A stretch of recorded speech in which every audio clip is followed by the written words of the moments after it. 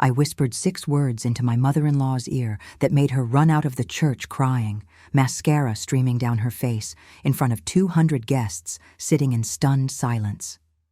She just stood up in the middle of my wedding ceremony, wearing a white dress that could have been mistaken for a bridal gown, and screamed that I'd trapped her son with a fake pregnancy. But those 6 words didn't just silence her in that moment. They shattered 30 years of carefully constructed lies she'd built her entire life upon. I know about James's real father. That's all it took. 6 words. And Patricia Richardson, the woman who'd spent 11 months trying to destroy me, who'd invaded my home and poisoned my relationships and made me question my own sanity, crumpled like paper. The color drained from her perfectly made-up face.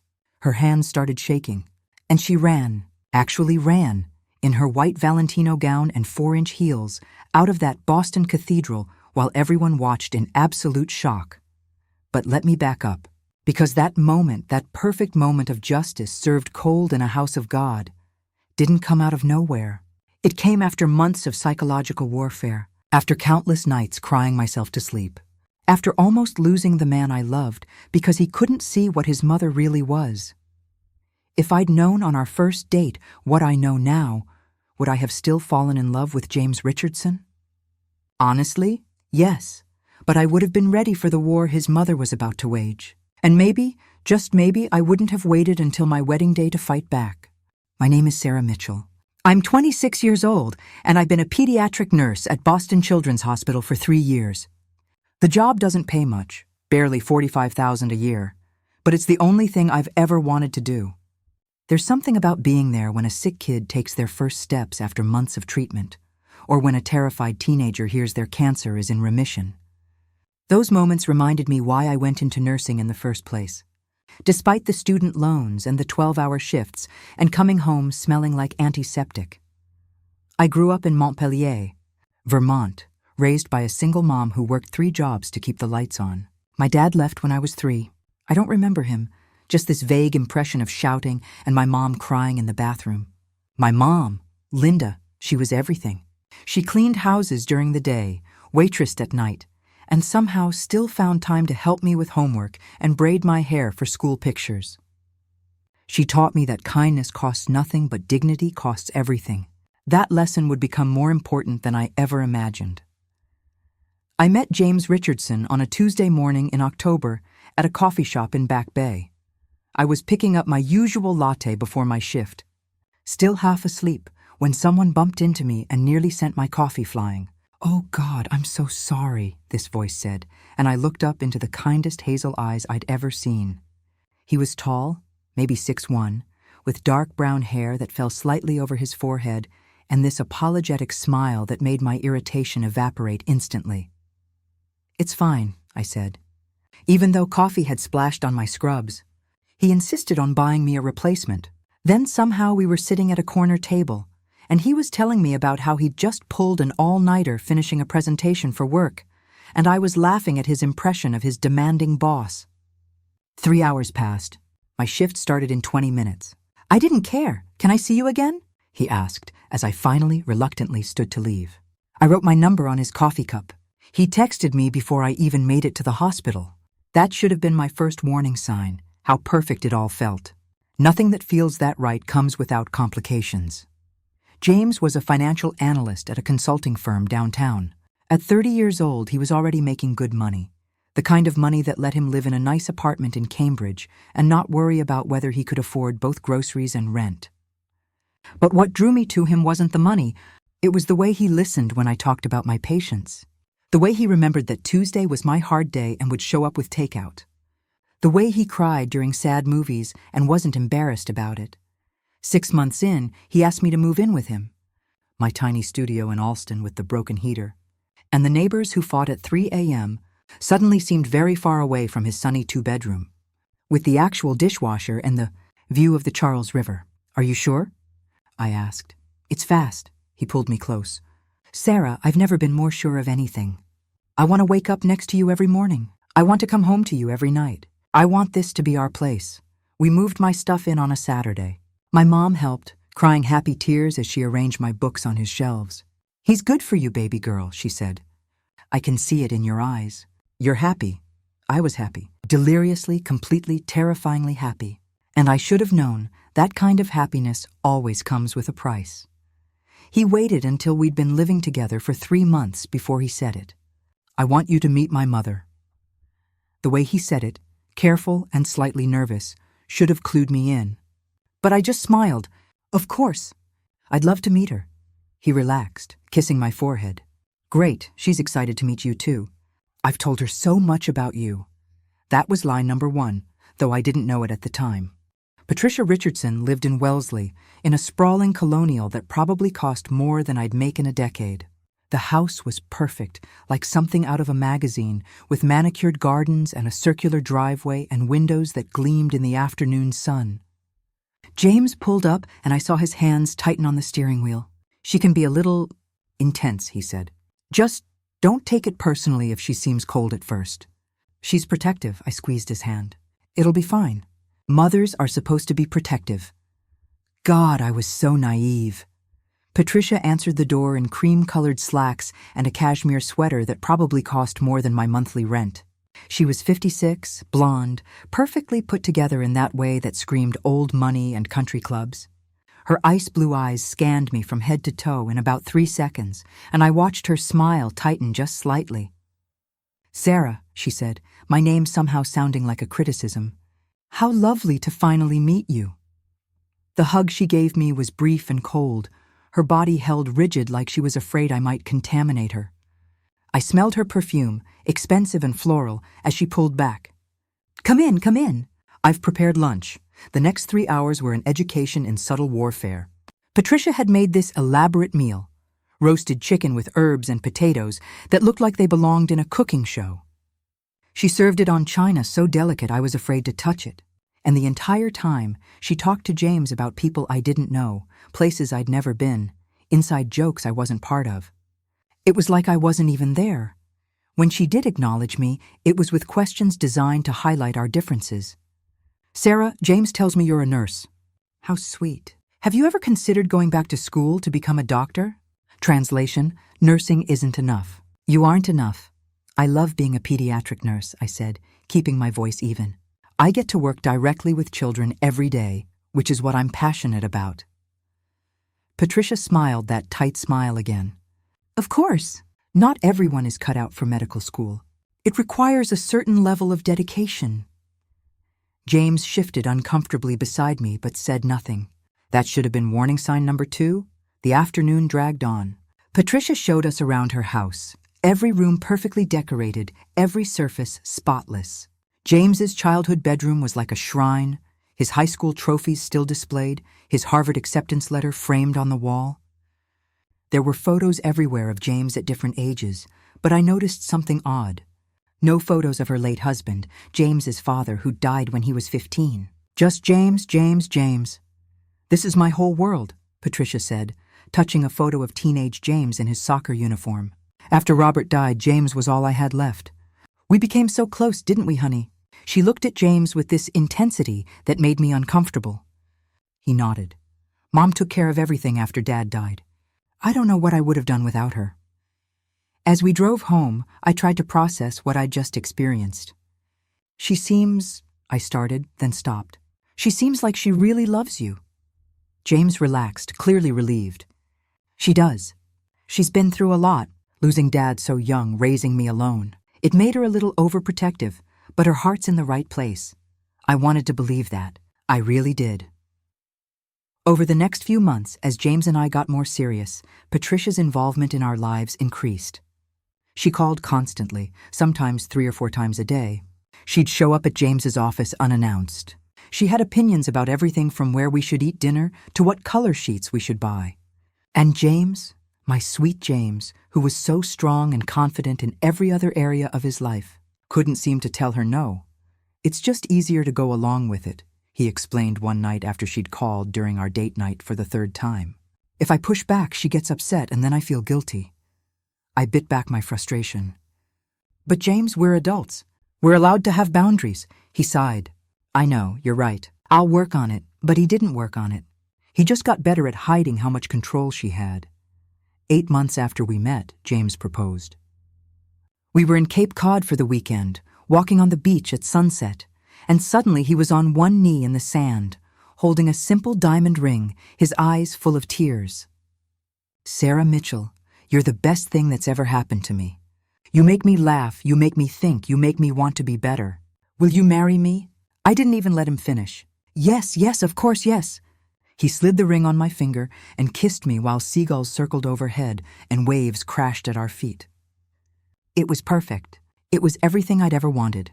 We called our families from the car on the way home. My mom screamed with joy so loud I had to hold the phone away from my ear. "Oh, baby girl, I'm so happy for you. When can I meet him properly? We need to plan an engagement party." Her excitement was pure, uncomplicated. James called his mother next. I sat beside him, watching his face as he spoke. "Mom, I have incredible news. I asked Sarah to marry me, and she said yes." There was a long pause. Too long. His smile faltered. "Mom, are you there?" Another pause. "I thought you'd be happy for me." His voice got quieter, uncertain. "No, we're not rushing into anything. We've been together almost a year. Mom, please don't." She'd hung up on him. James sat there, phone still pressed to his ear, looking lost. She needs time to adjust," he said, but I could hear the hurt in his voice. I took his hand. "She'll come around. This is big news. Maybe she's just surprised." I was making excuses for her already, setting a pattern that would nearly destroy me. Patricia didn't call back that night. Or the next day. James tried reaching her a dozen times, getting increasingly worried. What if something's wrong? What if she's hurt? On the third day, she finally answered, her voice cool and controlled. "James, darling, of course I'm happy for you. I was just processing the news. Why don't you and Sarah come for dinner this weekend? We can celebrate properly." The dinner was worse than the first one.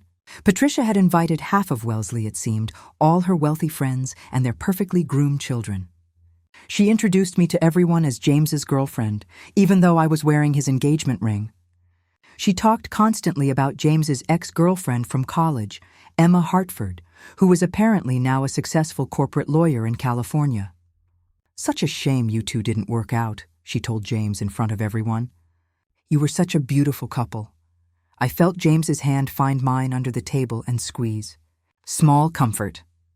That night marked the beginning of what I now think of as the campaign. Patricia's systematic attempt to drive me away without ever appearing to be anything but concerned and loving. It was psychological warfare, and I didn't even realize I was in battle until I was already losing. 3 months into our engagement, everything changed. I woke up one Tuesday morning feeling nauseous. I blamed it on the leftover Chinese food from the night before and went to work. But the nausea didn't go away. It got worse. By Friday, I was throwing up before my shift started. My colleague Jennifer caught me in the bathroom. "Girl, when was your last period?" I froze. I don't know. I've been so busy with wedding planning, I haven't been paying attention." She gave me a knowing look. "Sarah, go buy a test." I stopped at CVS on my way home. Standing in the family planning aisle for 10 minutes like I was choosing what to have for dinner instead of potentially finding out my life was about to change forever. I bought the cheapest test they had and shoved it in my purse like contraband. James was working late. I stood in our bathroom, staring at the unopened box, my heart pounding so hard I could hear it. We talked about kids, of course. We both wanted them, but not yet. After the wedding, when we were more settled, when we'd had time to just be us, I took the test, waited 3 minutes that felt like 3 hours, looked, 2 pink lines. Clear as day, pregnant. I sat on the bathroom floor, test in my shaking hands, and felt this wave of emotion I wasn't prepared for. Fear, yes. Uncertainty, definitely. But also joy. Overwhelming, unexpected joy. There was a baby growing inside me. Our baby. James's and mine. When James came home 2 hours later, I met him at the door with the test wrapped in tissue paper. His confusion turned to comprehension, turned to pure elation. He picked me up and spun me around, both of us crying and laughing. "We're going to be parents," he kept saying, like he couldn't quite believe it. "Sarah, we're going to have a baby. We decided not to tell anyone yet. We wanted to wait until after the first trimester, make sure everything was okay. And honestly, we wanted to keep it just for us for a little while. Our secret, our joy. but somehow Patricia found out. The first sign something was wrong came 3 weeks after I found out I was pregnant. I was at work, in the middle of checking vitals on a 7-year-old recovering from pneumonia, when my phone buzzed with a call from Patricia. I almost didn't answer. We weren't exactly close, but some instinct made me step into the hallway and pick up. "Hello, Patricia," I said, trying to sound pleasant. "I know." 2 words. Cold as ice. No greeting, no preamble. Just those 2 words. My stomach dropped. "You know what? Don't play stupid with me, Sarah. I know you're pregnant." "I've known for weeks." Her voice was controlled, calculated. This wasn't a spontaneous call. She'd been planning this. "Patricia, I don't know what I found the prenatal vitamins. In your bathroom cabinet when I was visiting last month. You really should be more careful about where you hide things." She paused, letting that sink in. She'd been going through our bathroom, through our private things. "So let's skip the part where you lie to me and get straight to the truth. You got pregnant on purpose, didn't you?" The accusation hit me like a physical blow.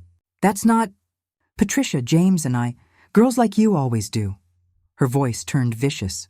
"You saw a successful man from a good family, and you latched on like a parasite. The engagement wasn't enough, was it? You needed something more permanent, something he couldn't walk away from. So you trapped him with a baby." I felt tears burning my eyes, my professional composure cracking. "That's not true. I love James. This baby was love." She spat the word like poison. "You don't know the meaning of the word. You know what I think? I think James doesn't really love you. I think he pities you. Poor little Sarah from nowhere, with her sad story about a single mother and no father. He's always had a savior complex. But pity isn't love.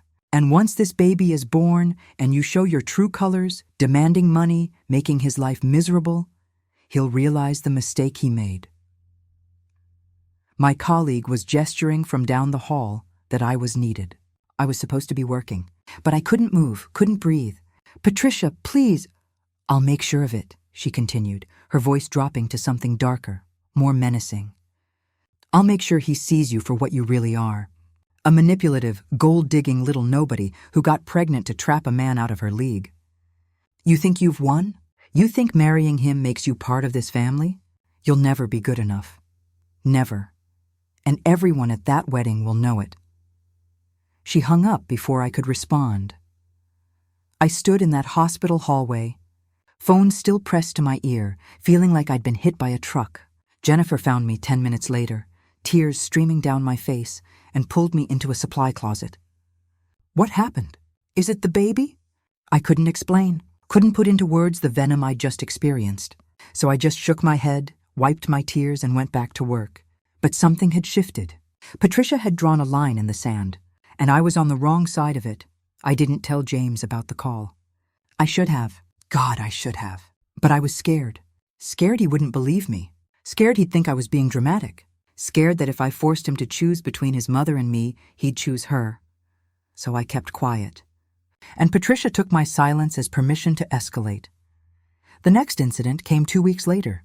James and I had been house hunting, trying to find something we could afford before the baby came. We found a perfect little bungalow in Medford, 2 bedrooms, nothing fancy, but it had good bones and a backyard where our future children could play. We put in an offer. It was accepted. We were ecstatic. I came home from my shift one afternoon to find Patricia sitting in our living room. Not in the hallway, not at the door, but inside our apartment, sitting on our couch like she owned the place. "How did you get in?" I asked, trying to keep my voice steady. She held up a key. "James gave me a spare years ago. For emergencies." She smiled sweetly. "I hope you don't mind. I brought some things for the baby." There were shopping bags scattered around our living room, expensive bags from high-end baby boutiques. I felt violation wash over me. She'd let herself into our home without permission. But she was already talking, pulling out tiny clothes and blankets. "I know you and James haven't told me officially about the pregnancy," she said, watching my face. "But I'm not stupid. You're what, 11 weeks now? 12? 13, I said quietly, hating that I was giving her this information. And you've been house hunting. That little place in Medford." Her nose wrinkled slightly. "James told me about it when I called this morning. Honey, are you sure you want to raise a baby in that neighborhood? It's so urban." Urban. She meant it wasn't white enough, wasn't wealthy enough, wasn't her. "It's a good house," I said, my voice firmer. "It's what we can afford." Patricia set down the baby clothes and looked at me with something like pity. "Sarah, you don't have to struggle. I have plenty of room here in Wellesley. You and James could move in with me, save money, and I could help with the baby when it comes. I have so much experience with children." The thought of living under Patricia's roof made my skin crawl. "That's very generous, but we want our own place. We want to start our family in our own home." Something flickered in her eyes. Anger, maybe. Or calculation. Of course. "How independent of you." She stood, smoothing her designer pants. "Well, I should go. I have a lunch appointment." "Oh, and Sarah?" She paused at the door. "You should know that I called your realtor this morning, just to make some inquiries about the property. Did you know there was a mold inspection that came back concerning, and something about the foundation?" My blood ran cold. "What did you do?" "Nothing, dear. Just asked some questions. As James's mother, I have a responsibility to make sure he's making sound investments." She smiled. "Have a lovely day." She left, and I immediately called our realtor. "Miss Mitchell," she said, sounding confused, "I received a very strange call this morning from someone claiming to be James's mother. She said you were reconsidering the offer and asked me to send the inspection reports to her personal email. I didn't, of course, but I wanted to check with you. Is everything okay?" I closed my eyes. "Everything's fine. Please don't communicate with that number again. If there are any changes to our offer, James or I will contact you directly." That night, I told James. I showed him the key Patricia had used, explained how she'd been in our apartment, mentioned the call to the realtor. I watched him struggle, his love for his mother warring with the evidence right in front of him. "She's just trying to help," he said finally, running his hand through his hair. "She's always been overprotective. After Dad died, she had a hard time letting go. James, she went through our things. She called our realtor trying to sabotage our house purchase. That's not overprotective. That's invasive. I'll talk to her," he promised. "I'll make it clear she needs to respect our boundaries." But his talk with her only made things worse. Patricia called me the next day, her voice tight with barely controlled rage. "Did you really tell James I was trying to sabotage your house? How dare you try to turn my son against me? You're doing exactly what I knew you'd do, isolating him from his family, making him choose." "I'm not making him choose anything," I said, exhausted. "I just want some privacy, some boundaries." "Boundaries," she laughed bitterly. "Is that what you call cutting a mother off from her only child? Keeping her grandson away from her? Patricia, the baby isn't even born yet, but he will be. And then what? You'll use him as leverage. You'll dangle my grandson in front of me, letting me see him only when it suits you. Well, let me tell you something, Sarah. I've been through worse than you. I've survived things you can't imagine, and I will not be pushed out of my son's life by some little nobody nurse who thinks she's won because she got knocked up." She hung up again. Always the last word, always in control. The incidents kept coming, each one worse than the last. Each one carefully calculated to be just subtle enough that James could rationalize it. She showed up at my workplace, telling my supervisor she was concerned about me working so much while pregnant. She sent James articles about women who'd faked pregnancies to trap men. She called him late at night with fake emergencies. Her car broke down. She thought someone was trying to break into her house. She was having chest pains, always when James and I were together, always pulling him away. She spread rumors to extended family. I found out through James's cousin Michelle that Patricia had been telling relatives I was unstable, that she was worried about my ability to be a mother, that I'd refused her offers of help and support. The narrative she was building painted her as the concerned grandmother and me as the paranoid, controlling daughter-in-law. "She's done this before," Michelle told me over coffee one afternoon. She'd invited me out specifically to warn me, and I was grateful for the ally. When James was dating Emma Hartford in college, Mom loved her at first. But then Emma got accepted to Stanford Law. Suddenly she was wrong for James. Patricia spread rumors that Emma was cheating, that she was using James. They broke up right before Emma was supposed to leave for California. My hands tightened around my coffee cup. What happened to Emma? She called me years later. Told me Patricia had called her parents and told them James had given her an STD. Complete lie. But by the time Emma figured out where the rumor came from, her parents had already paid for her to move to California early, and she and James weren't speaking. Michelle's eyes were sad. Patricia destroys anyone who gets too close to James. It's a pattern. This should have been my wake-up call. This should have been when I ran. But I was in love, I was pregnant, and I genuinely believed that once we were married, once the baby came, Patricia would have to accept reality. I was so naive. The worst incident before the wedding happened at our engagement party. My mom had insisted on hosting something small at a restaurant in Cambridge, just close friends and family. It was supposed to be relaxed, celebratory. Patricia arrived an hour late, made a grand entrance, and immediately started holding court. I sat there for a long time, phone in one hand, photos of James's childhood in the other, my mind racing. I had a choice. Tell James everything right now, blow up his world before our wedding, force him to confront 30 years of lies. Or wait, gather evidence, be strategic. I chose to wait, and that decision almost cost me everything. The next day, while James was at work and I was on my day off, I drove to Martha's house in Newton. My hands shook as I found the key under the third flower pot, as I let myself into her quiet, medicine-smelling house. The box was exactly where she said it would be. Inside was an archive of Patricia's deception. Letters from Marcus Richardson to Patricia, postmarked from California over the years. I think about that summer often. I hope he's happy. Does he have my eyes? Patricia's responses, cold and calculating. He's mine. Roberts, you need to move on. A journal, Patricia's handwriting neat and controlled, dated from 1989. I flipped to August and read, Marcus left today. I'm pregnant. Robert suspects nothing. He's so happy, thinks the fertility treatments finally worked. Sometimes I feel guilty, but then I remember how he abandoned me emotionally when I needed him. This baby is mine. Marcus was just a means to an end. There was more. A paternity test from 1999, when James was 9, 99.9% probability that James was not Robert Richardson's biological child. Patricia had known, had confirmed it, had hidden it for decades, and at the bottom of the box, an envelope with my name on it in Martha's shaky handwriting. I opened it. Sarah, if you're reading this, you found everything. Use it wisely. Patricia's power comes from secrets. The moment her secrets are exposed, she has nothing.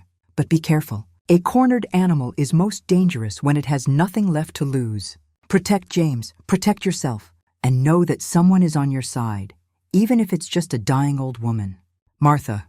I drove home with the box hidden in my trunk, my mind spinning with strategy. This was nuclear-level information. This would destroy Patricia's carefully constructed world. This would devastate James. I couldn't use it lightly, but I needed James to start seeing the truth. So that night, I showed him one thing, just one, a letter from Patricia to Marcus from 5 years ago. Not about James's paternity. I wasn't ready to drop that bomb yet. But about manipulation, about control. James turned out exactly as I planned, Patricia had written. Successful but not too ambitious. Close to home, dependent on my approval. He dates but no one serious. No one who might take him away from me. I've trained him well. I watched James read it. Watched his face change from confusion to disbelief to something like horror. Where did you get this? From your Aunt Martha. She wanted me to know who your mother really is. My Aunt Martha, who's been jealous of my mother for 30 years. You're getting evidence from her? His voice was defensive, but I could hear the crack in it, the doubt creeping in. Read it, James. That's your mother's handwriting, isn't it? He read it again, slower this time. His hand trembled slightly. She trained me, he said quietly. Like I'm a dog. I moved to sit beside him, took his hand. I'm not trying to turn you against her, but I need you to see that her behavior isn't normal, isn't healthy. She doesn't see you as a person. She sees you as an extension of herself. He pulled away from me, stood up, started pacing. This is one letter, one moment where she was probably frustrated or tired. You're making it into... James, she's been trying to destroy our relationship from day one. The constant calls, the boundary violations, the rumors she spreads about me. That's not love. That's control. She's my mother. His voice rose, defensive and desperate. She raised me alone after Dad died. She sacrificed everything for me. Yeah, she's overprotective, but that doesn't make her some kind of monster. I'm not saying she's a monster. I'm saying she's sick. And she needs help. And we need boundaries. We fought for 2 hours that night. Round and round the same arguments. His loyalty to his mother versus the evidence right in front of him. Eventually, exhausted and emotional, we went to bed without resolving anything. James held me in the dark, his voice thick. I love you. I love you so much. But she's my mother. I need time. Can you give me time? We're getting married in 2 weeks, I whispered back. I know. He kissed my forehead. And nothing is going to stop that. I promise. But I could feel the weight of Patricia between us, even in the darkness. Even in our own bed. The final straw came 1 week before the wedding. I was exhausted, 5 months pregnant, running on adrenaline and fear. I came home from a double shift at the hospital to find James sitting on the couch, his face in his hands. What's wrong? I asked, immediately alarmed. Is it the baby? He looked up and his eyes were red. My mom called 3 times while I was in a meeting. When I finally called her back, she was hysterical, crying so hard she could barely speak. My stomach dropped. What did she say? She said she was scared, that she feels like she's losing me, that you're turning me against her. She said, he stopped, struggling with the words. She said she's been having chest pains, that her doctor is concerned. She might need to go in for tests. I closed my eyes.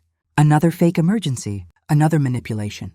James, don't. His voice was sharp. Don't tell me she's lying.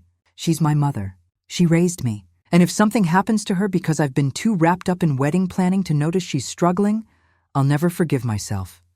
Did she ask you to do something? Long pause. She asked if I'd stay with her tonight. Just tonight. To make sure she's okay. And you said? I said I needed to talk to you first. We stood there in our apartment, 5 months pregnant, and 1 week from our wedding, and I saw him choosing. Not permanently, not completely, but in this moment, he was choosing his mother's manipulated tears over his pregnant fiancé who just worked 16 hours. Go, I said quietly. If you think you need to go, then go. Relief and guilt warred on his face. Just for tonight. I'll be back tomorrow morning. We'll finish the wedding planning together. I promise. He kissed me and left. And I stood in our empty apartment, one hand on my growing belly, and finally let myself cry. Not the quiet, controlled crying I'd been doing for months, but deep, body-shaking sobs that hurt my chest and made my throat raw. Around 3 a.m., I felt the baby kick for the first time. A gentle flutter, like butterflies in my stomach. I placed my hand over my belly and felt another small movement. This tiny person, completely dependent on me to protect them, to keep them safe, to not let them grow up in a world where manipulation passed for love. And something in me shifted, hardened, transformed into something that wouldn't break. I was done being patient, done being understanding, done hoping Patricia would change or that James would wake up on his own. It was time to fight back. I waited until 9 a.m. before calling Martha Richardson's number. A hospice nurse answered. I'm sorry, but Mrs. Richardson passed away early this morning. Can I ask who's calling? The news hit me harder than I expected. This is Sarah Mitchell. I was going to be her nephew's wife. She called me last week. There was something she wanted to tell me. Oh, you're Sarah. She mentioned you several times in her final days. Hold on, I heard rustling papers. She left a note. She wanted you to know that her lawyer has instructions. Everything you need to know is already yours. You found the box. And she said to trust yourself, that you're stronger than you think. I thanked her and hung up, tears streaming down my face. Martha had been a stranger until a week ago, but she'd given me the weapon I needed to protect my family. And now she was gone. James came home that afternoon, looking sheepish and exhausted. My mom was fine. She needed company. We stayed up talking about Dad. I think she's really struggling with the wedding. It's making her remember when she got married, and Dad's not here to walk me down the aisle, and... He trailed off. I'm sorry I left you alone last night. Martha died, I said, instead of responding to his apology. This morning, his face changed. What? Aunt Martha? How do you... She called me last week. She wanted to talk to me about your mother. About you. I pulled out my phone, showed him the photos I'd taken of his father's medical records. Did you know your dad was sterile? The color drained from his face. He took the phone, stared at the screen. That's This has to be a mistake. Dad and Mom, they tried for years before I was born. The fertility treatments. James, there were no fertility treatments. Your dad couldn't have biological children. He was sterile from childhood. I kept my voice gentle but firm. You're not his biological son. He sat down heavily, phone still in his shaking hand. No, that's not. Mom would have told me. If I wasn't Dad's son, she would have told me. Would she? I pulled up the next photo. The journal entry where Patricia admitted everything. Read it. I watched him read his mother's words. Watched his world crack. Marcus, he said finally. My Uncle Marcus, the one who lives in California. The one who came to Dad's funeral, and I thought he looked like me. His laugh was bitter, broken. Because he's my father. My actual father. James, she lied to me.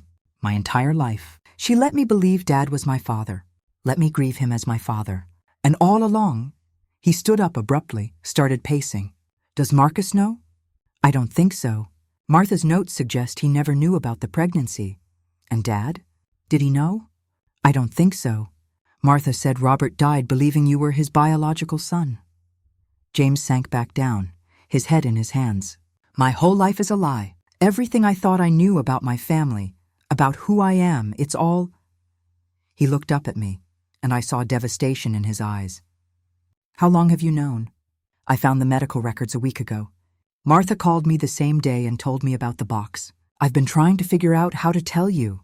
And you didn't think to tell me immediately? You've been keeping this from me for a week?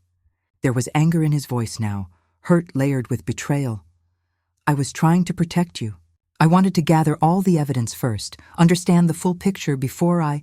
That's exactly what my mother does. He stood up again, agitated. She decides what I can handle, what truth I'm allowed to know. She keeps secrets for my own good. And now you're doing it too? The accusation stung because it had truth in it. You're right, I said quietly. I should have told you immediately. I'm sorry. But James, I need you to understand, your mother is never going to stop. She's going to try to destroy our wedding, destroy our marriage. And we need to be ready. What are you talking about? I told him about the phone call from Patricia weeks ago, the one where she'd threatened me. About the constant boundary violations. About the dress I'd found hanging in her closet, the white dress. She bought it 6 weeks ago. For our wedding, she's planning something, James, something public and humiliating, and we need to be prepared. He looked at me like I was a stranger. You sound paranoid. You sound like you've been planning this, gathering evidence, building a case against my mother. While I thought you were planning our wedding, you've been planning a war. I didn't start this war. She did. I'm just trying to survive it. We stared at each other across our living room, and I felt the distance between us like a physical thing. I need time, James said finally. I need to think. To process all of this. We're getting married in 6 days. I know. And I still want to marry you. But Sarah, you just told me my entire life is based on a lie. You just told me the man I called Dad wasn't my biological father. You can't drop that on me and expect me to just... Be okay, he grabbed his keys. I'm going for a drive. I'll be back later. James, wait. But he was gone. He didn't come back that night. Or the next morning. He texted once. I'm okay. Just need space. I love you. But that was it. I spent the day calling his phone, getting voicemail, texting, getting one-word responses. Finally, around 8 p.m., Michelle called me. Sarah, James is at Patricia's house. I just drove by and saw his car. Of course he was. Of course, when faced with devastating truth about his mother, he'd run to her. Did you see him? Is he okay? I didn't go in. But Sarah, you need to understand. Patricia is going to spin this. She's going to make herself the victim. She's probably already telling him that you're trying to turn him against her, that you're weaponizing family secrets to isolate him. What do I do? Wait, let him come to you. And when he does, stand your ground. Don't apologize for telling him the truth. Don't let him make you the villain in this story. I waited. 1 day turned into 2. 2 days before our wedding, James finally came home. He looked exhausted, like he hadn't slept. We need to talk, he said. We sat at our kitchen table, the same table where we'd eaten breakfast 1,000 times, laughed over dinner, planned our future. And he told me about the last 48 hours. I confronted her, he said. About Marcus. About Dad. About everything. He rubbed his face. She admitted it, all of it. She cried, "Sarah, I've never seen her cry like that." She said she was young and desperate, and Dad was emotionally distant, and Marcus was there, and it just happened. She said she's lived with the guilt for 35 years. That she almost told me 100 times but couldn't bear to tarnish my memory of Dad. I waited, sensing there was more. She said she knows she's made mistakes with you, that she's been overprotective and invasive, and she's sorry. She wants to make things right. She wants us to start fresh after the wedding. He reached across the table, took my hand. She's my mother. Yeah, she lied about something huge, but she's still the woman who raised me, who sat up with me when I was sick, who taught me to tie my shoes and helped me with homework and drove me to soccer practice. That doesn't just disappear because of one mistake. One mistake? I pulled my hand back. James, she's been systematically trying to destroy our relationship for almost a year. The paternity lie is just the biggest lie. There have been hundreds of smaller ones. The manipulation, the boundary violations, the way she spreads rumors about me to your family. That's not one mistake. That's a pattern. People can change. She's promised to go to therapy, to work on her issues.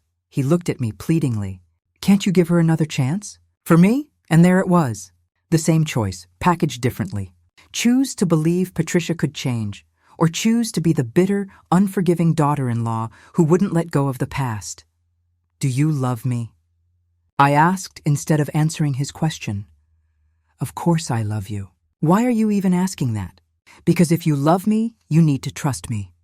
And you need to consider that maybe, just maybe, I'm seeing your mother clearly, and you're still seeing the version of her she wants you to see. I'm trying to find a middle ground here. Sarah, I'm trying to make everyone happy. That's the problem. You can't make everyone happy. Your mother doesn't want a middle ground. She wants total control. And as long as you keep trying to appease her, she's winning. We went to bed that night without resolving anything. The wedding was in 2 days. We still had so much to do, and we were barely speaking.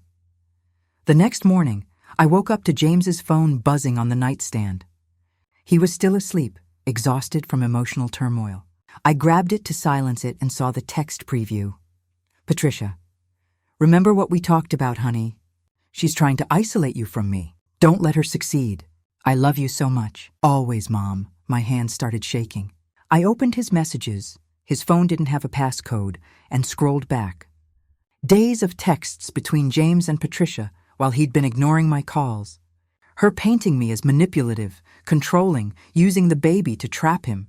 Him defending me at first, then his responses getting shorter, more uncertain. And then yesterday, maybe you're right. Maybe Sarah has been planning this. The timing is suspicious. I felt physically sick. I put the phone back and went to the bathroom, where I threw up, morning sickness or emotional devastation, I couldn't tell. When I came out, James was awake, looking at his phone. You went through my messages, he said. Not a question. Your mom texted. I saw the preview. And then I couldn't finish. James, she's been poisoning you against me for days. While you were staying at her house, supposedly processing, she was manipulating you. She's my mother. She's allowed to have opinions. But you're not allowed to have private conversations with me. You're not allowed to have boundaries with her. James, listen to yourself.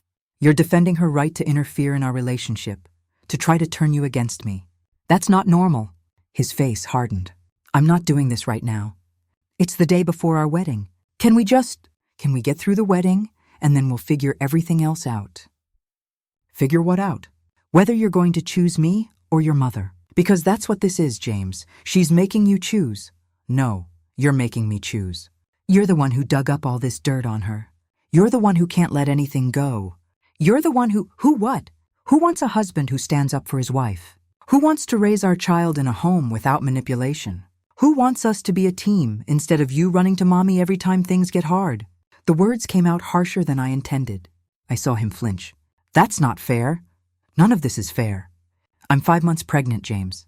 I'm supposed to be planning the happiest day of my life, and instead I'm fighting for our relationship against your mother's manipulation. I'm exhausted. I'm scared, and I need you to be on my side. I am on your side. Then prove it. Tomorrow, at the wedding, when your mother inevitably tries something, and she will, I need you to stand with me. Not between us. Not trying to keep the peace. With me.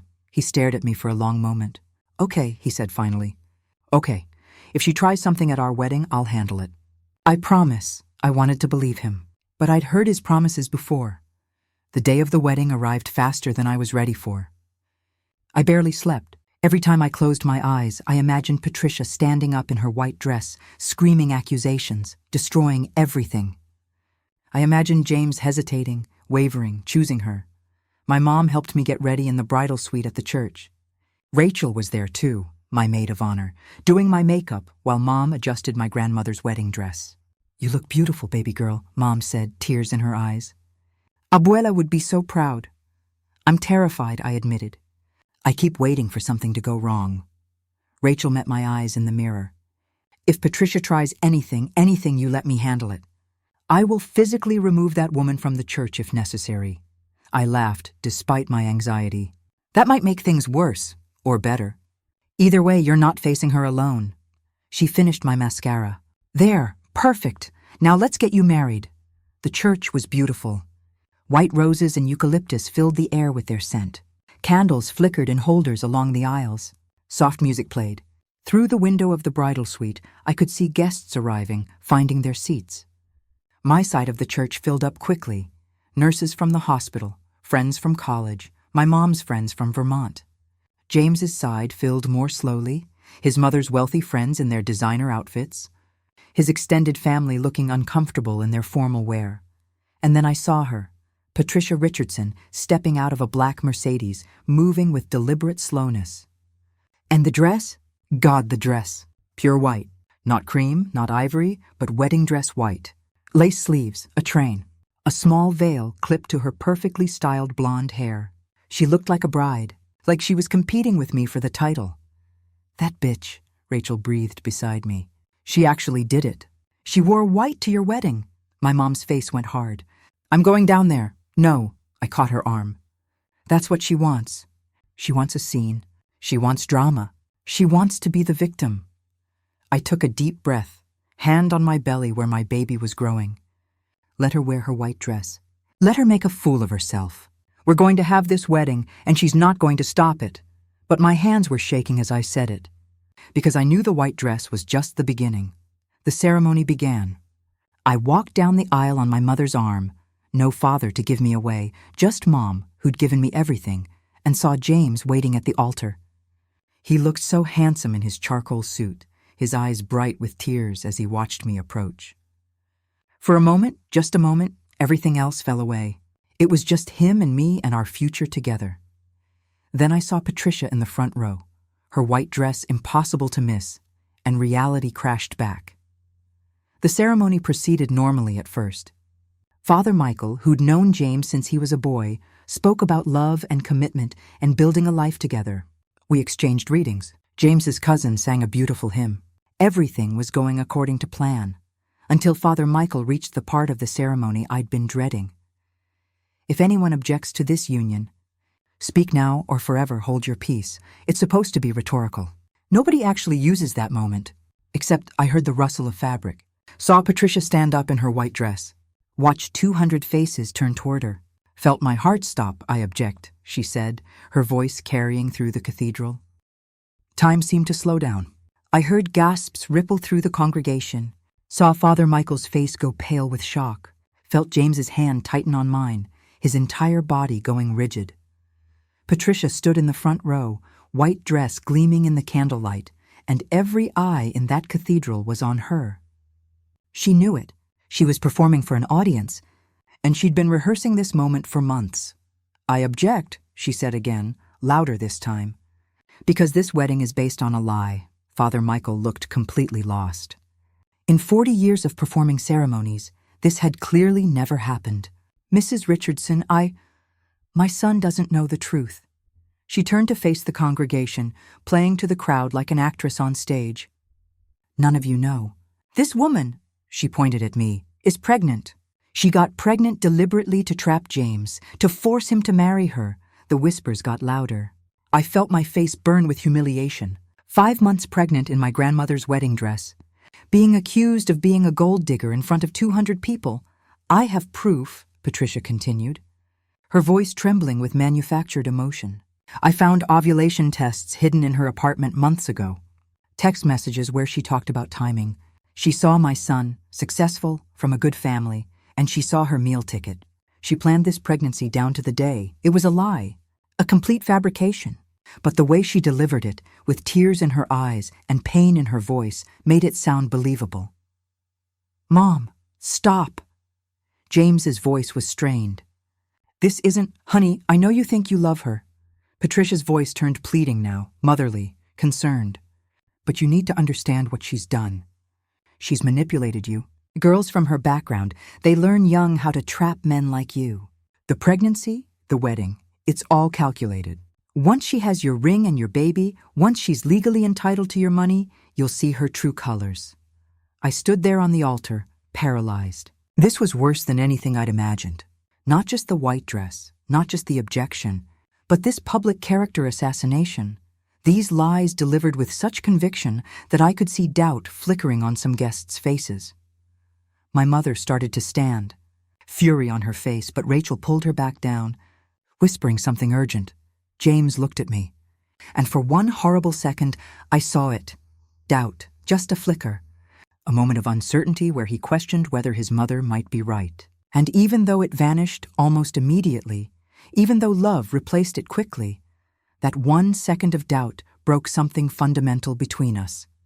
"Sarah," he said, his voice low. "Tell them. Tell everyone she's lying," but I couldn't speak. Couldn't move. 200 people staring at me, judging me, some already believing Patricia's lies. My throat closed up. Tears burned behind my eyes. "She can't deny it," Patricia pressed on, sensing weakness, "because she knows I'm telling the truth.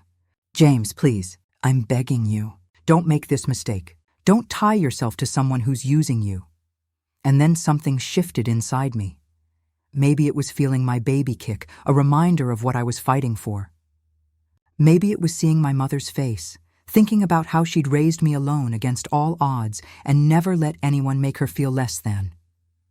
Maybe it was just pure rage at being humiliated in my grandmother's wedding dress on what should have been the happiest day of my life.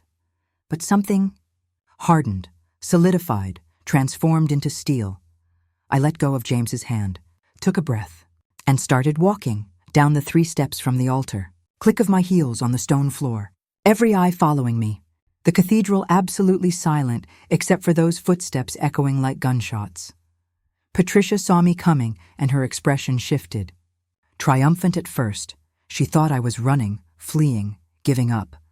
Then confused as I kept walking toward her instead of toward the exit. Then, finally, the first hint of fear. "Sarah," James called out behind me, uncertain. I didn't look back. I walked straight to Patricia, close enough to smell her expensive perfume, close enough to see the calculation behind her tears. Close enough to see the moment she realized she'd miscalculated. "What are you?" she started. I leaned in, my lips nearly touching her ear, and whispered 6 words. 6 simple words that Martha Richardson had given me, that I'd been carrying like a weapon, waiting for exactly this moment. I know about James's real father. I felt her entire body go rigid. Felt the sharp intake of breath. Watched the color drain from her face so fast, she looked like she might faint. "You're bluffing," she whispered back, but her voice shook. "Marcus Richardson," I said, still quiet, still close. "Robert's brother, that summer 30 years ago. The affair you had while your husband worked 80-hour weeks, depressed because he couldn't give you children. Because he was sterile. Remember? You can't." Her hand reached for the pew to steady herself. "Nobody knows. Martha wouldn't. Martha told me everything before she died. She gave me the letters, the medical records, your journal entries, the paternity test you secretly ran when James was 10. I pulled back slightly, looked into her terrified eyes. "So here's what's going to happen.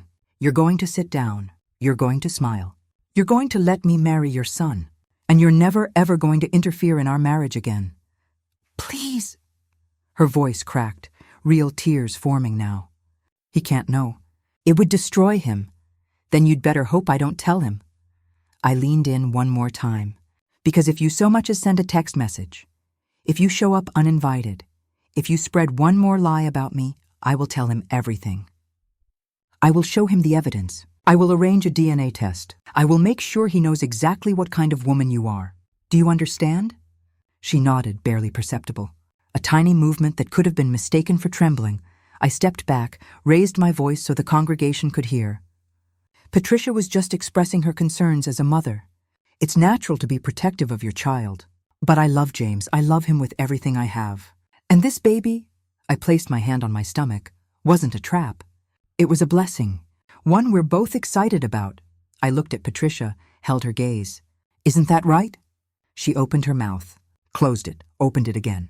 Yes, she finally managed, her voice barely audible. Yes, of course. I was overwhelmed, emotional. The wedding, it reminded me of Robert, and I spoke out of turn. She looked around at the guests, many of whom were staring at her with shock and disapproval. I'm so sorry. To both of you. I shouldn't have. This was wrong. Father Michael cleared his throat uncomfortably. Mrs. Richardson, perhaps you'd like to take your seat so we can continue? Patricia sat down mechanically, her white dress crumpling around her, and suddenly it didn't look bridal anymore. It looked like a surrender flag.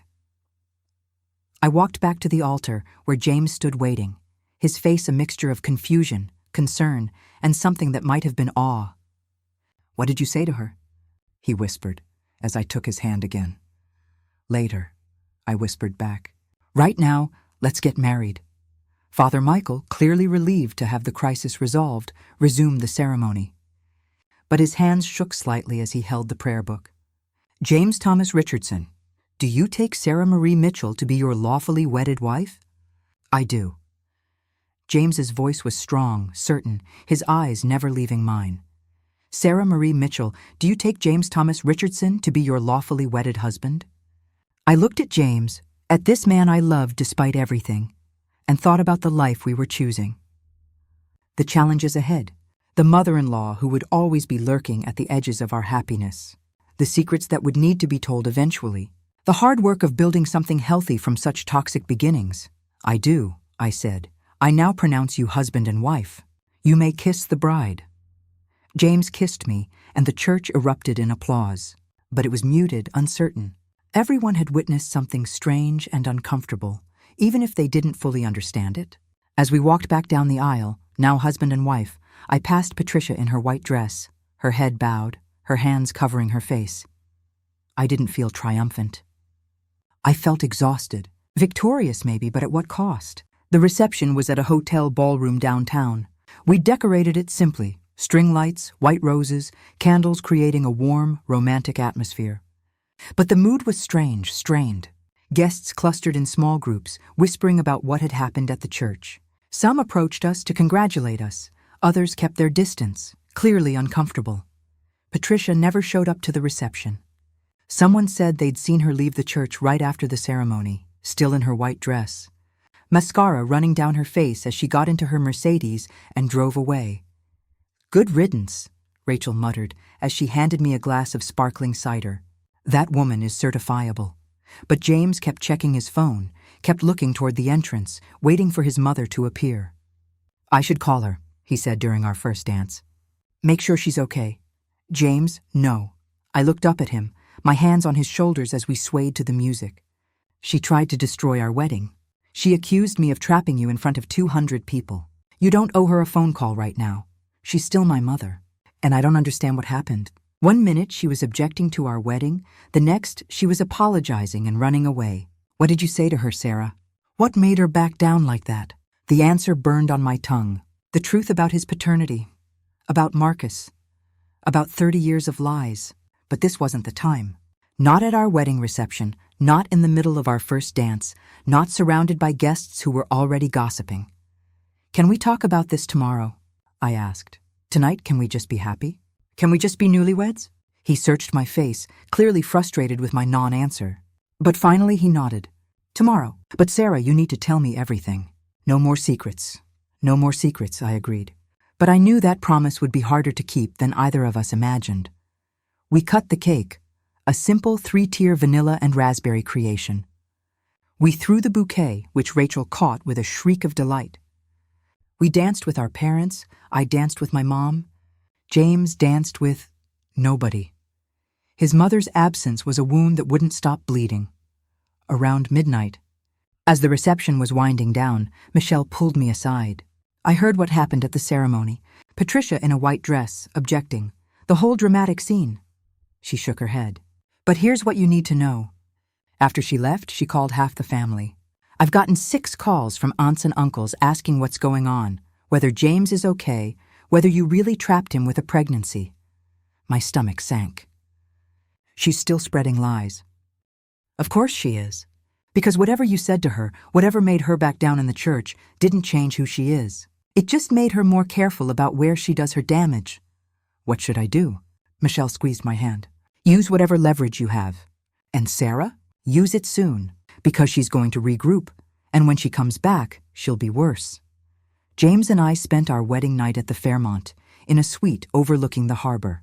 It should have been romantic, magical, the start of our new life together. Instead, we sat on the edge of the bed, still in our wedding clothes, the weight of everything unsaid pressing down on us.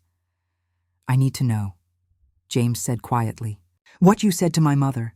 What made her go from destroying our wedding to apologizing in 30 seconds. Sarah, please. I looked at my new husband, at the exhaustion and confusion and hurt in his eyes.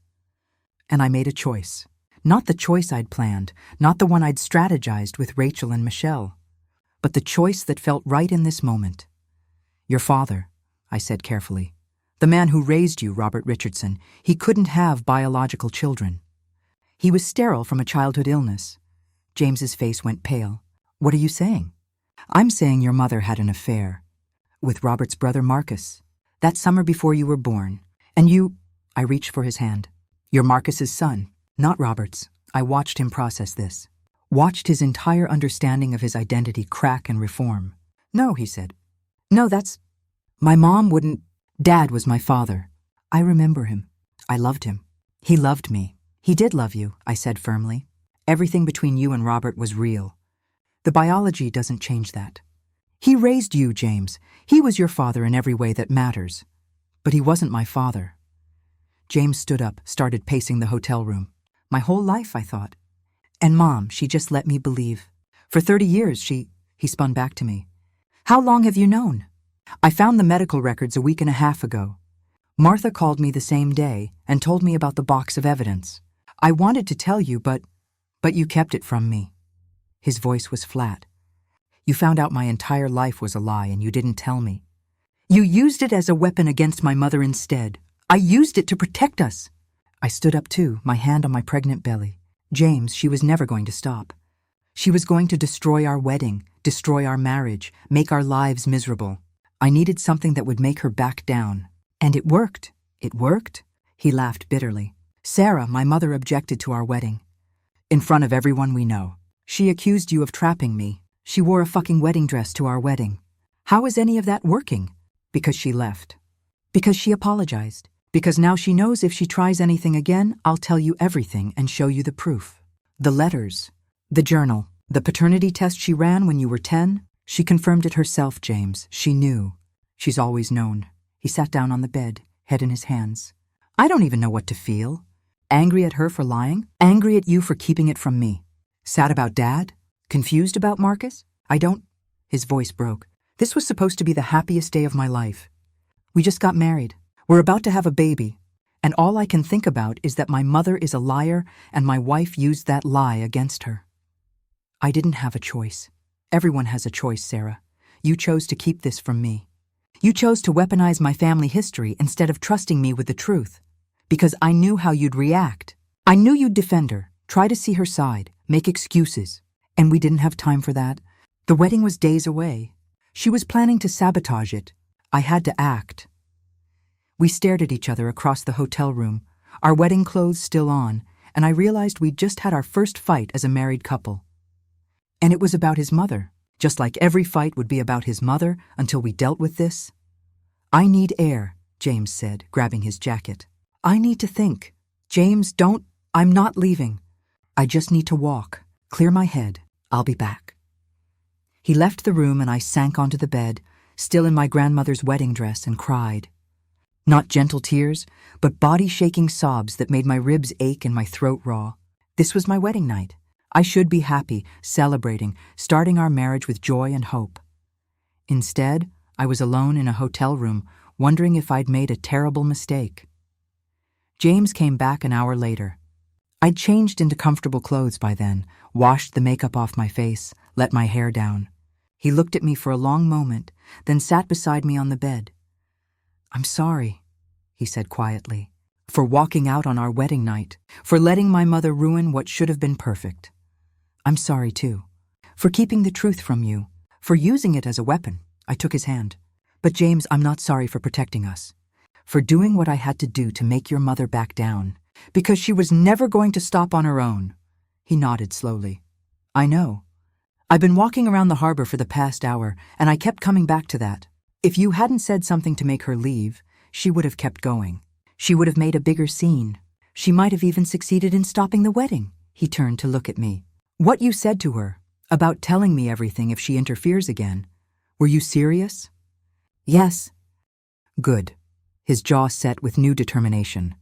"Because I want you to. If she tries anything, any manipulation, any boundary violation, any lie, I want to know the full truth. About Marcus, about the affair, about everything. No more protecting me. No more trying to manage my relationship with her. Just truth." I nodded, relief flooding through me. "Okay, truth from now on. Starting now." He took both my hands. Show me all the evidence Martha gave you. I want to see it all," so I did. I pulled out my phone and showed him the photos I'd taken of the documents from Martha's box. The medical records proving Robert's sterility. The letters between Patricia and Marcus, spanning decades.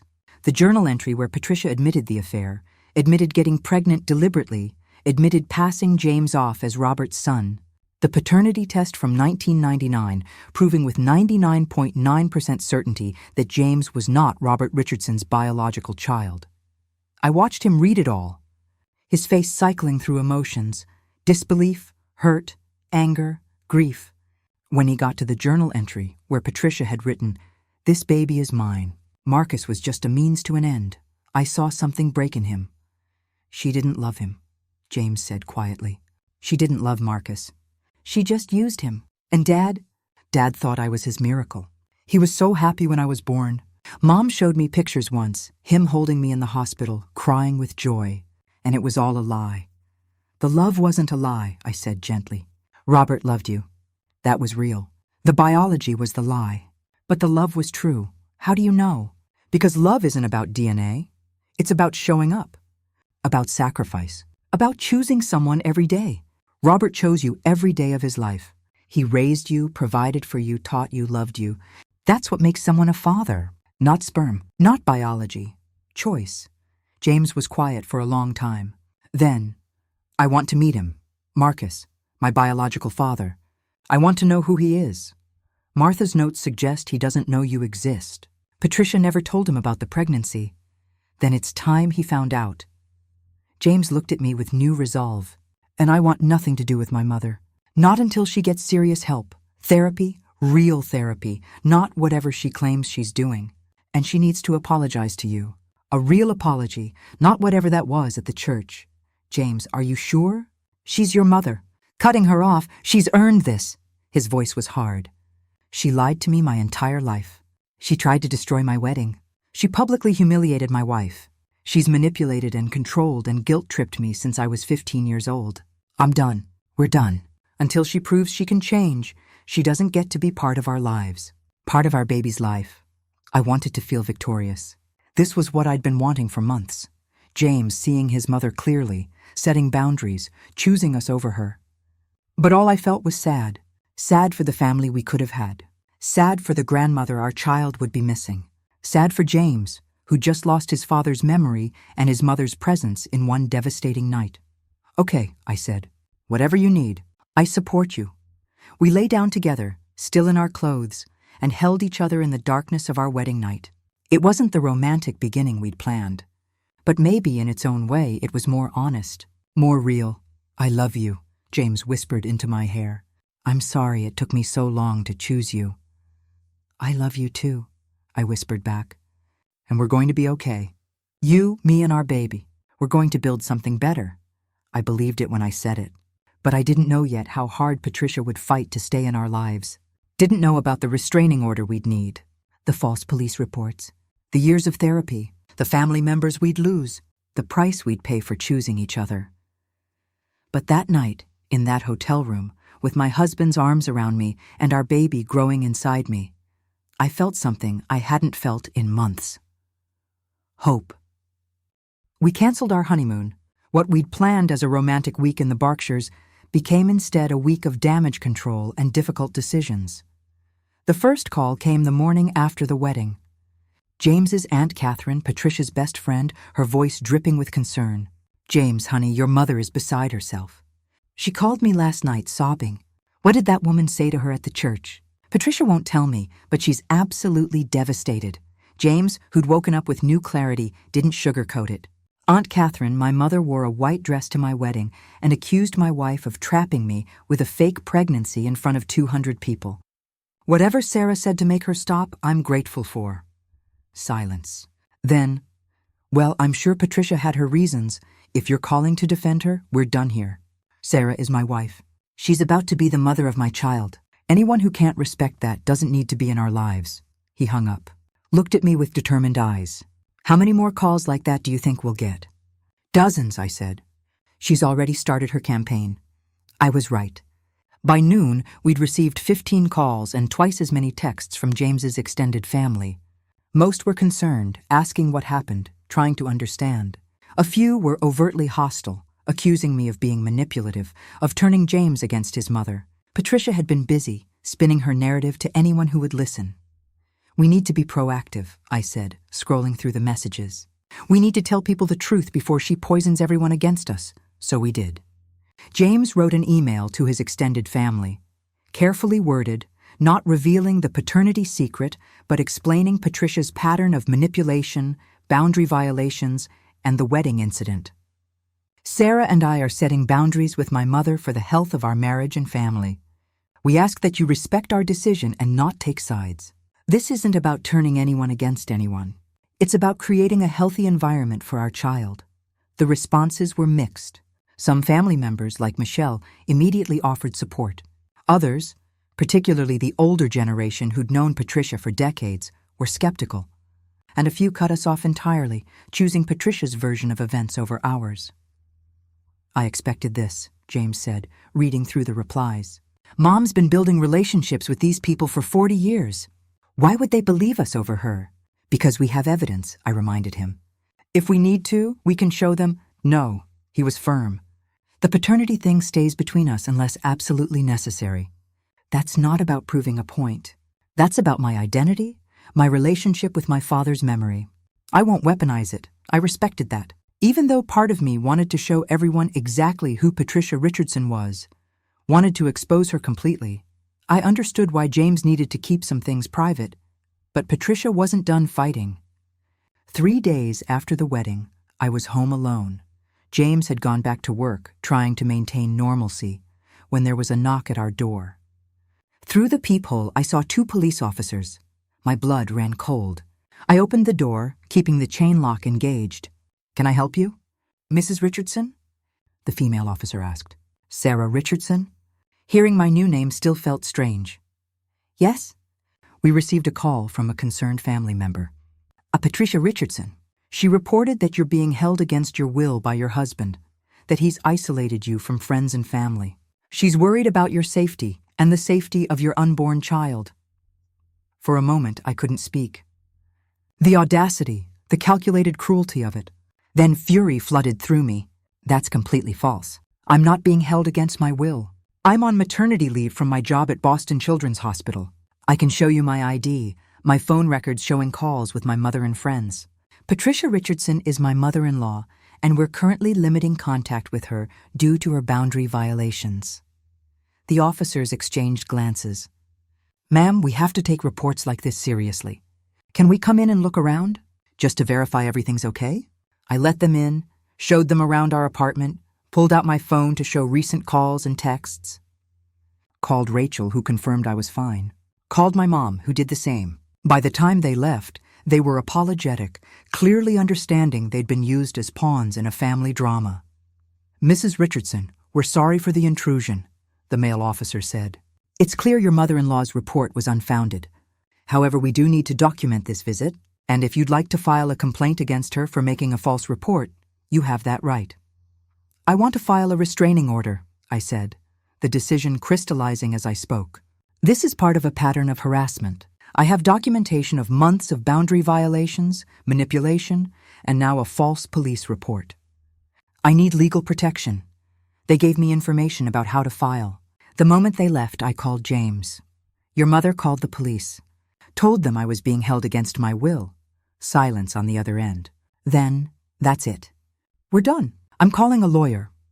Rachel, who worked in family law, helped us file for a temporary restraining order that afternoon. We gathered all the evidence we'd been documenting. Text messages, emails, recordings of Patricia's threatening phone calls, testimony from witnesses about the wedding incident, and now the police report about her false allegations. The judge granted us a temporary restraining order immediately. Patricia was ordered to stay at least 100 yards away from us, our home and our workplaces. No contact, direct or indirect. A police officer delivered the order to Patricia that evening. According to Michelle, who heard about it from another family member, Patricia's reaction was explosive. She screamed at the officer, insisted we were lying, claimed James was being controlled by his manipulative wife. The officer warned her that violating the order would result in immediate arrest. That night, my phone exploded with calls and texts from James's family. Some were supportive, saying the restraining order was necessary. Others were horrified, accusing us of being cruel, of taking things too far. Patricia's narrative had shifted again. Now she was the victim, the concerned mother being kept from her son by his controlling wife and an unjust legal system. Let them think what they want, James said, his arm around me as we sat on our couch, exhausted from the day's drama. Anyone who believes her over us isn't worth keeping in our lives. But I could see the toll it was taking on him. Cutting off his mother, losing extended family members, having to constantly defend our decisions. This was harder than he'd expected. Do you regret it? I asked quietly. Setting the boundaries? The restraining order? No. He put his hand on my pregnant belly, felt our baby kick against his palm. This little one deserves to grow up in a home without manipulation, without toxicity. Breaking the cycle starts with us. The restraining order hearing was scheduled for 2 weeks later. We'd have to appear in court, present our evidence, and the judge would decide whether to make it permanent. Those 2 weeks were tense. Patricia didn't violate the restraining order directly, but she found ways around it. Packages showed up at our door, baby gifts, each one with a card. For my grandson, I love you both. Please forgive me, Patricia. We documented each delivery and returned them unopened. She sent flowers to my workplace with notes like, I'm so sorry.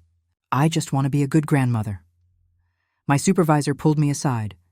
Concerned about the drama following me to work, she created a Facebook post, public, visible to everyone, painting herself as a grieving mother kept from her son.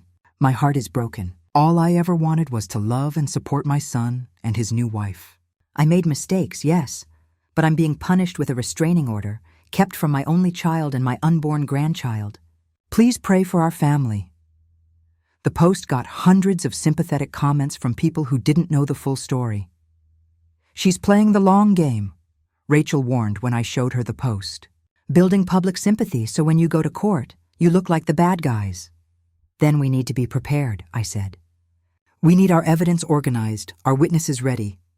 We need to make sure the judge sees the pattern, not just isolated incidents. The day of the hearing arrived. James and I dressed professionally, him in a suit, me in a maternity dress that couldn't quite hide my now obvious pregnancy. We arrived at the courthouse with Rachel, who was representing us, and Michelle, who'd agreed to testify as a witness. Patricia was already there with her lawyer, a slick-looking man in an expensive suit who'd clearly been paid well to make us look bad.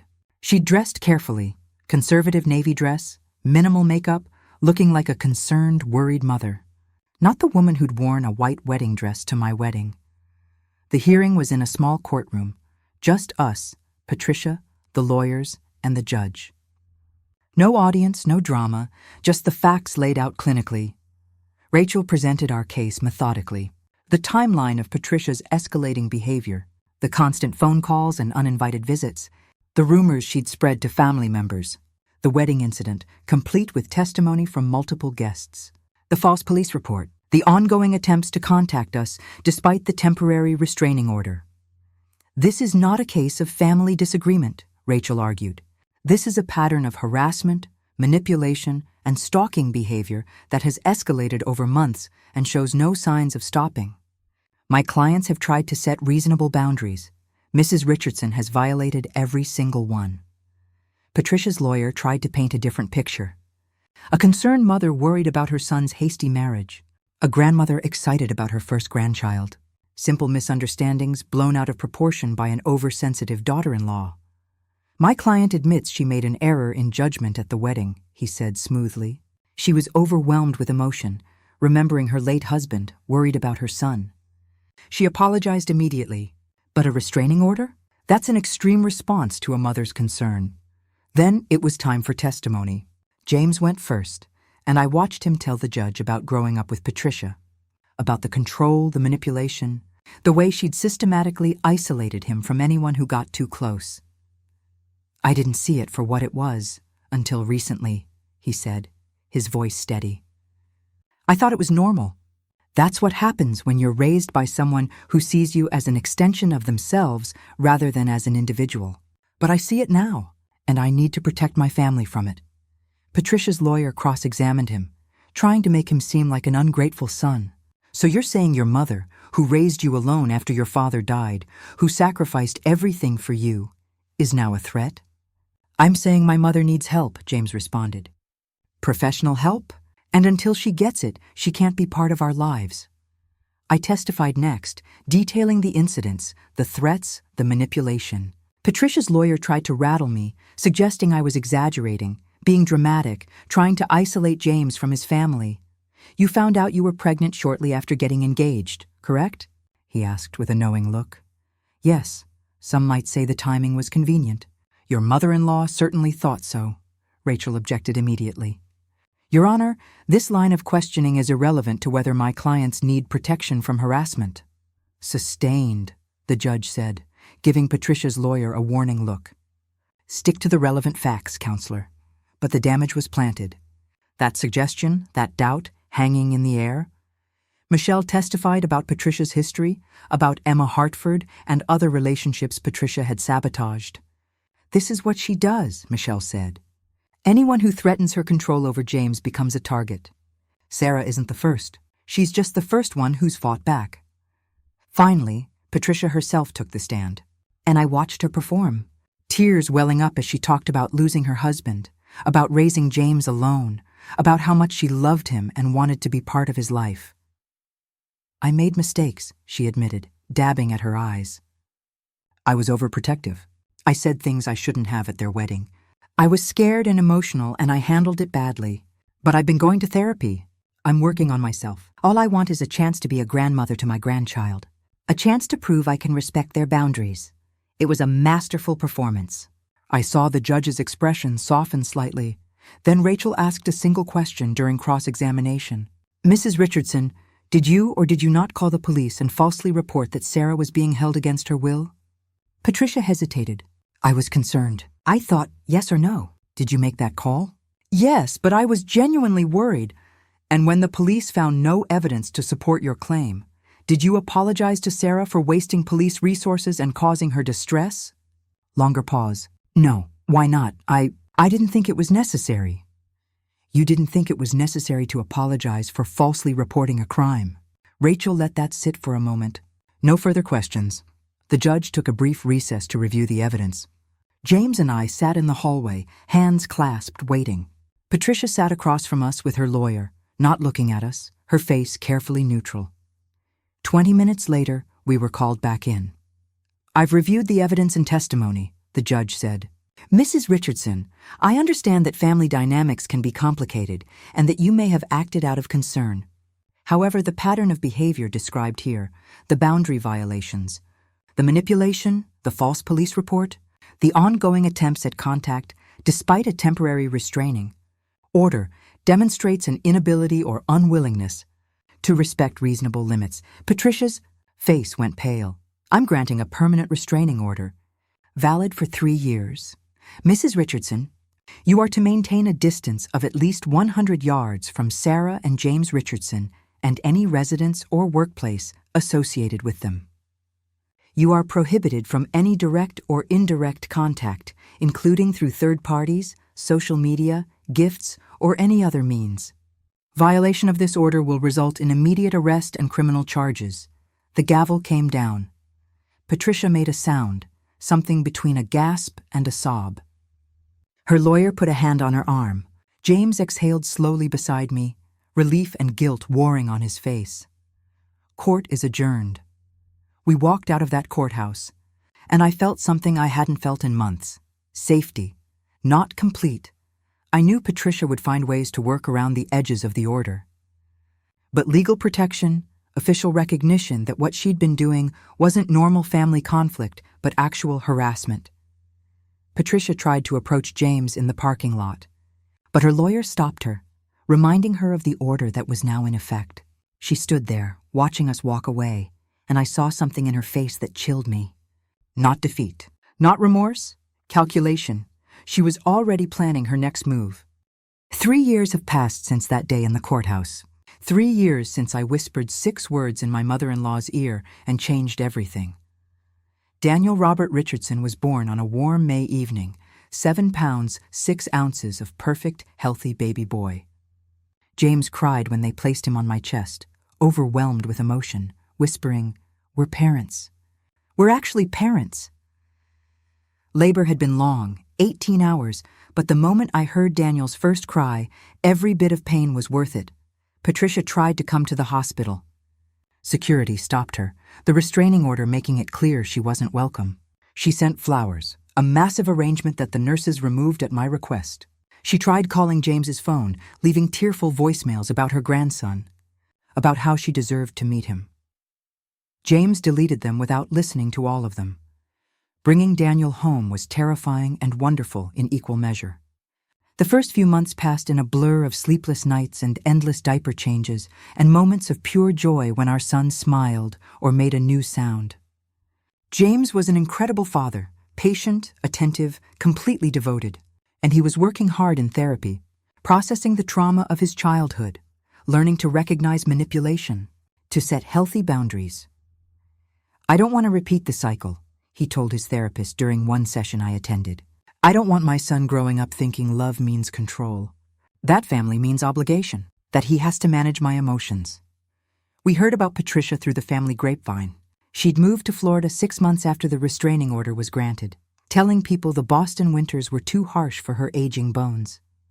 But Michelle suspected the real reason was shame. Her reputation in Wellesley had been damaged by the restraining order, by the whispers about what had really happened at our wedding. She remarried, Michelle told us over FaceTime, when Daniel was 8 months old. Some retired businessman she met at her condo complex. She seems different, quieter, less focused on control. Or she just found a new target, I said, bouncing Daniel on my lap. James was quieter, more contemplative. "Do you think people can really change?" he asked later that night, after Daniel was asleep. "I think people can change if they want to badly enough," I said. "If they do the work. But I don't think your mother wants to change. I think she wants us to forget what she did and let her back in without consequences." He nodded slowly. "The restraining order expires in 6 months. She could try to reach out again. Are you worried about that?" "I don't know. Part of me," he stopped, struggling with the words. "Part of me misses having a mother. Not the mother she was, but the mother I wished she could be. Does that make sense?" "Perfect sense," I took his hand. "You're allowed to grieve what you didn't have." When Daniel was 18 months old, I got pregnant again. Another surprise, but this time a welcome one. Emily Martha Richardson, named after my grandmother and the woman who'd given me the courage to fight back, was born on a snowy January morning. Daniel was fascinated by his baby sister, constantly wanting to touch her tiny hands and feet. We bought a house in Quincy, a modest 3-bedroom with a backyard where the kids could play. James started his own financial consulting firm, finally free from the job where his mother had occasionally called his office and created scenes. I went back to work part-time at the hospital, finding a balance between career and motherhood that worked for our family. Life wasn't perfect. We had hard days, arguments about money and parenting and whose turn it was to handle the midnight feeding. But it was ours, built on honesty and mutual respect, not manipulation and control. The restraining order expired on a Tuesday. James and I had discussed what to do if Patricia tried to contact us. We'd agreed on boundaries, no unannounced visits, no going through third parties, no manipulation. If she wanted to be part of our lives, she'd have to respect our rules. She sent a letter first. Not to our house, she didn't have our new address, but to Michelle, who forwarded it to us. It was 3 pages long, handwritten, and it started with an apology. James, I'm sorry for everything I put you and Sarah through. I've been in intensive therapy for the past 2 years. I've been diagnosed with narcissistic personality disorder and borderline personality disorder. I'm on medication. I'm working with a therapist weekly. I'm trying to understand why I did the things I did, why I hurt the people I loved most. The letter went on to detail her childhood, an abusive mother, a father who abandoned them, a lifetime of feeling like she had to control everything or lose everything. It didn't excuse her behavior, she wrote, but maybe it helped explain it. I know I don't deserve forgiveness. I know I destroyed our relationship, but if there's any chance, any possibility that someday I might be able to meet my grandchildren to prove I've changed, I'm asking for that chance. Not now. Not until you're ready, if you're ever ready. But someday. James read the letter 3 times, passed it to me without comment, sat at our kitchen table with his head in his hands while Daniel played with blocks on the floor and Emily cooed in her bouncer. What do you want to do? I asked. I don't know. Part of me wants to believe her, wants to think people can change. But part of me remembers everything she did. The wedding, the manipulation, the lies. He looked up at me. What do you think?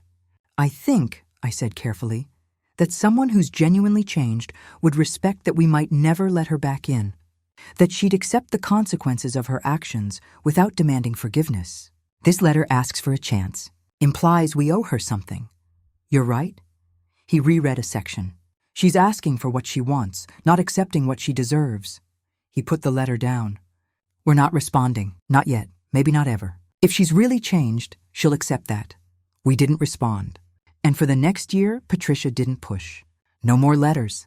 No attempts to show up. No going through family members. Just silence.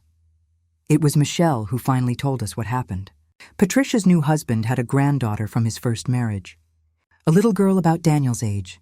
And Patricia, according to Michelle's sources, had become obsessed with the child, trying to insert herself as a grandmother figure, pushing boundaries with the child's actual parents. She hasn't changed, Michelle said sadly. She's just found new people to control. James took the news hard.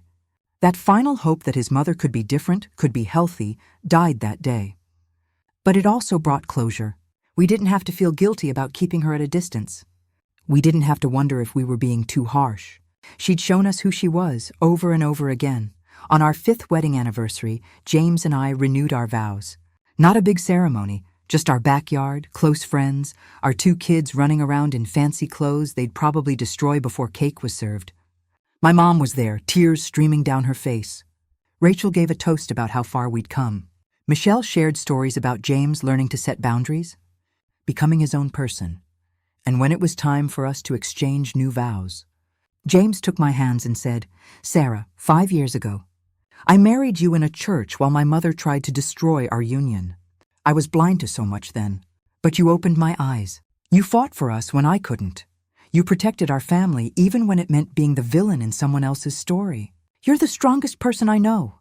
I squeezed his hands, tears in my eyes. James, you've become the man you were always meant to be. The man your mother's control kept hidden. You're an amazing father, a loving husband, and my best friend. These 5 years have been the hardest and the best of my life. We kissed while our kids cheered and our friends applauded. And in that moment, I thought back to that terrified young woman standing at the altar, facing down her toxic mother-in-law. I thought about the 6 words I'd whispered. About the courage it took to fight back. About the price we'd paid. Family members lost, relationships damaged, years of therapy needed to heal. But I also thought about what we'd gained.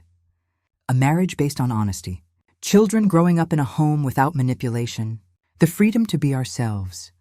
If I could go back to that moment in the church, would I do it differently? Would I whisper those same 6 words? Yes, 1,000 times yes. Because sometimes the strongest thing you can do is draw a line and say, this far, no further. Sometimes love means protecting your family from toxicity, even when that toxicity comes from someone who should love you most. Sometimes standing up for yourself looks like standing alone, and sometimes 6 whispered words can change everything. I know about James's real father. 6 words that destroyed Patricia's power. 6 words that freed my husband. 6 words that gave our family a chance at something healthy and real. Was it harsh? Maybe. Was it necessary? Absolutely, because I learned something important through all of this. Boundaries aren't cruelty. They're love. Love for yourself. Love for your family. Love enough to say no to toxicity, even when others call you selfish. Love enough to choose peace over obligation. If you're reading this and seeing yourself in my story, if you have someone in your life who constantly crosses boundaries, manipulates, makes you question your sanity, know this: you're not imagining it. You're not overreacting, and you're not alone. Stand up, draw your lines. Use whatever leverage you need to protect your family. Yes, people will call you cruel. Yes, you might lose relationships. Yes, it will be painful. But on the other side of that pain is freedom, is peace, is the ability to build something healthy and real with the people who truly matter. Today, Daniel is 5 years old and Emily is 3. We have a 3rd child now, Matthew, born 2 years ago. Our house is chaotic and loud and filled with the beautiful mess of family life. James runs his consulting firm from a home office, and I'm head nurse in my department at the hospital. We have date nights where we actually talk instead of just managing our mother-in-law's latest drama. We laugh again. Real, genuine laughter. Patricia is still in Florida as far as we know. We heard through the grapevine that her new husband's family eventually set boundaries with her too. That pattern of control, of manipulation, of seeing people as extensions of herself, it doesn't change just because the location does. She is who she is. Sometimes I wonder if our kids will ask about their paternal grandmother, if they'll be angry that we kept them from her. But then I remember what we're giving them instead: a childhood where love doesn't come with conditions, where they don't have to manage adult emotions, where they can be children, safe and protected and free. That's worth everything we lost. Every difficult conversation. Every family member who chose Patricia's lies over our truth. Every sleepless night wondering if we'd made the right choice. We made the right choice.